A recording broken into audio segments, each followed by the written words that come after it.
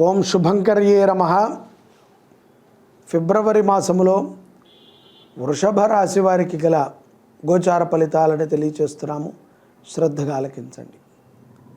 ఈ మాసములో వృషభ రాశి వారికి ఆనుకూలమైనటువంటి వాతావరణం ఉండటం మనం గమనించవచ్చు.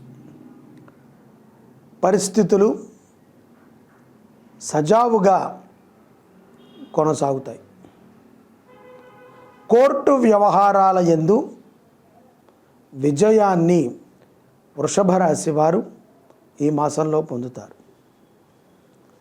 మానసిక అశాంతిని తొలగించుకుని ధైర్యముగా కొన్ని నిర్ణయాలని వృషభ రాశి జాతకులు ఈ ఫిబ్రవరి మాసంలో తీసుకోవటం మనం చూడవచ్చు. నూతన వ్యక్తుల పరిచయముల చేత కొంత జాగ్రత్తగా ఉండటం అవశ్యం. తొందరపాటుతో వ్యక్తులని నమ్మినా, వ్యక్తుల యొక్క మోసపూరితమైనటువంటి మాటలకి లోబడిన కొంత నష్టాన్ని చవిచూడాల్సి వస్తుంది. కాబట్టి తొందరపాటుతో ఎవరిని పడితే వారిని నమ్మి మోసపోవద్దు. గతములో జరిగినటువంటి కొన్ని అవమానాలు తలుచుకుని మరి దుఃఖితులవుతూ ఉంటారు స్త్రీలు. కాబట్టి పోయినటువంటి అవమానము పోయినట్టే. తలుచుకుని దుఃఖించటం వలన లాభం లేదు. పునః మీ దగ్గర ఒక మంచి పేరుని సంపాదించుటకు మీ తోటివారు కానీ, మిమ్మల్ని అవమానించినటువంటి వారు కానీ మిమ్మల్ని మళ్ళీ కలిసి వాళ్ళు చేసినటువంటి తప్పులని సరిదిద్దుకునే విధముగా మాట్లాడటాన్ని మీరు సమర్థించవద్దు. కొంత ఆలోచించే నిర్ణయాలను తీసుకోండి. ఉద్యోగస్తులకి, వ్యాపారవేత్తలకి సజావుగానే ఉంటుంది. ఏ లోటు ఉండదు. అన్నీ సక్రమంగా జరుగుతాయి. ఉద్యోగ విషయంలో ఏ మార్పులు ఉండవు. వ్యాపారవేత్తలు కూడా వ్యాపారములు సజావుగానే సాగుతాయి తప్ప పెద్దగా మీరు ఊహించకుండా మీరు ఏదేదో చేద్దాము అని అనుకుంటే కొంత ఆగటం మంచిది. కుటుంబ సభ్యుల కలయిక తరచూ ఉంటూ ఉంటుంది. విదేశాలలో ఉన్నటువంటి వృషభ రాశి జాతకులు ఒక పని మీద సొంత ఊరికి కానీ భారతదేశానికి కానీ వచ్చి ఆ పని అవ్వకపోవడం వలన కొంత ధనాన్ని ఖర్చు పెట్టుకుని అనుకోని రీతిలో అనుకోని విధముగా మళ్ళీ ప్రయాణాన్ని చేయవలసి వస్తుంది. కొంత ఆ విషయంలో కొంత చికాగ్గా ఉంటూ ఉంటారు. కంగారు పడద్దు. విదేశాలలో ఉన్నటువంటి వృషభ రాశి జాతకులకి కూడా ఉద్యోగపరమైనటువంటి సుఖమే గోచరిస్తుంది. కష్టములు ఏమాత్రము లేవు. విద్యార్థులు కూడా విద్యాభ్యాసమును యందున చాలా ఉన్నతమైనటువంటి స్థితిలో ఉంటారు. అమావాస్య తరువాత ఈ నెల ద్వితీయార్ధములో వృత్తి ఉద్యోగాలు సానుకూలముగా ఉన్నప్పటికీ కొన్ని సందర్భాలు మనకి తెలియకుండానే మనము తీసుకునేటువంటి నిర్ణయాల మీద ప్రభావాన్ని చూపుతూ ఉంటాయి. అధికారులతో కొంత స్పర్ధ ఏర్పడుతుంది. కాబట్టి ఆవేశపూరితముగా మాట్లాడకుండా ఉండటం అనేటువంటిది చాలా మంచిది. ఈ యొక్క అమావాస్య తరువాత ద్వితీయార్ధములో ఇంటా బయట కూడా వృషభ రాశి జాతకులు కొన్ని పనులు చేసేటప్పుడు ఆలోచించి నిర్ణయాలను తీసుకోవడం మంచిది. సజావుగా సాగేటువంటి పనులలో మీ ప్రమేయం లేకుండా చాలామంది దూరుతూ ఉంటారు. ద్వితీయార్థములో అమావాస్య తరువాత ఆడపడుచు విషయములో వృషభ రాశి వారు తీసుకున్నటువంటి ఒక నిర్ణయం మిమ్మల్ని మెచ్చుకునే విధంగా ఉంటుంది. అంటే ఆడపడుచుకి గౌరవం ఇవ్వటములో మీరు తీసుకునేటువంటి నిర్ణయం.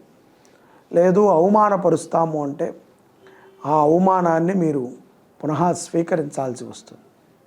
కాబట్టి స్త్రీని గౌరవించేటువంటి ధర్మంలో మనం ఉన్నాము. కాబట్టి తొందరపాటుతో ఆవేశంగా ఎవరెవరో చెప్పిన వాటిని మాత్రము ఈ ద్వితీయార్థములో నమ్మవద్దు. సొంత నిర్ణయాలతో ఉండండి. విద్యార్థులైనా, ఉద్యోగస్తులైనా, లేదు అవివాహితులైనా చాలా జాగ్రత్తగా ఉండాలి.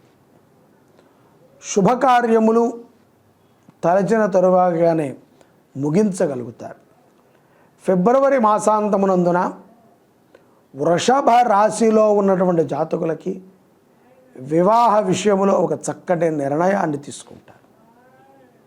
ఇష్టదైవాన్ని ఆరాధన చేయండి. అలాగే ఎక్కడైనా సరే మీకు తెలిసినటువంటి దేవాలయములో కానీ ఆశ్రమాలలో కానీ అన్నదానం జరుగుతుంటే అన్నదానంలో పాల్గొనండి.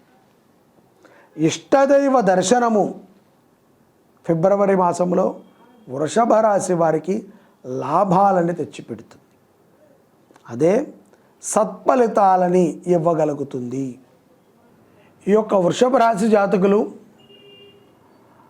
బద్ధకాన్ని తగ్గించుకుంటే కనుక స్త్రీలు కానీ పురుషులు కానీ అనేక విజయాలను పొందగలుగుతారు. సొంతగా మీరు ఉద్యోగములు చేసుకునేటువంటి వారికి కూడా చిన్నపాటి వ్యాపారం ఏదో ఒకటి చెయ్యాలి అనేటువంటి ఆలోచన ఉండటం తప్పులేదు. కానీ అది సజావుగా చెయ్యాలి. ఎక్కడ పడితే అక్కడ మీరు పెట్టుబడులు పెట్టి ఎలా పడితే అలా జరుపుతూ ఇబ్బంది పడకూడదు.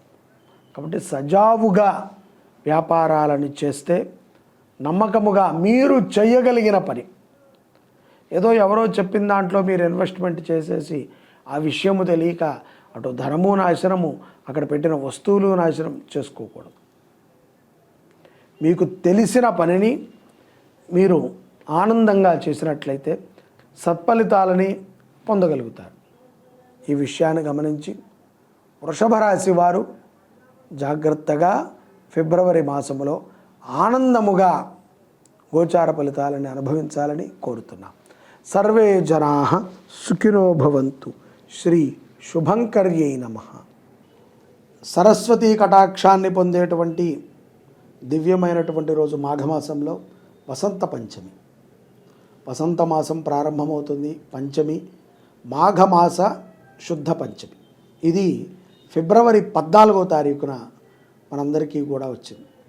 ఈ వసంత పంచమి రోజున పిల్లలందరూ కూడా సరస్వతి అమ్మవారికి పూజ చేయటం, సరస్వతి స్తోత్రాన్ని చదవటం, బీజాక్షరాలని దిద్దటము, స్తోత్ర పారాయణలు ఇవి చేయటము ద్వారా చాలా విశేషమైనటువంటి పుణ్యం. అలాగే ఉన్నత విద్యలను చదువుకోవాలి అనేటువంటి మన పిల్లల భవిష్యత్తుకి భగవంతుడు మనకి ఇచ్చినటువంటి అపారమైనటువంటి వరుణ. ఈ కరుణం ఏమిట్రా అంటే వసంత పంచమి రోజున సరస్వతి అమ్మవారికి పూజ చేయటం, దక్షిణామూర్తికి పూజ చేయటం, హోమం చేయటం, మన పిల్లల చేత దేవాలయ దర్శనాలని చేయించటం, తద్వారా బుద్ధి దోషములన్నీ కూడా తొలగి ఆ సరస్వతి కటాక్షాన్ని మన పిల్లలు పొందగలుగుతారు. వసంత పంచమి రోజున శ్రీరామ అనేటువంటి నామాన్ని రాసి పిల్లల చేత దిద్దించవచ్చు. ఓం నమః శివాయ రాసి దిద్దించవచ్చు. ఓం సిద్ధే నమః అనేటువంటి నామాన్ని రాసి దిద్దించవచ్చు. లేకపోతే ఓం సరస్వత్యై నమః అనేటువంటి నామాన్ని రాసి దిద్దించవచ్చు. తద్వారా పిల్లలకి ఎంతో మేధశక్తి పెరుగుతుంది.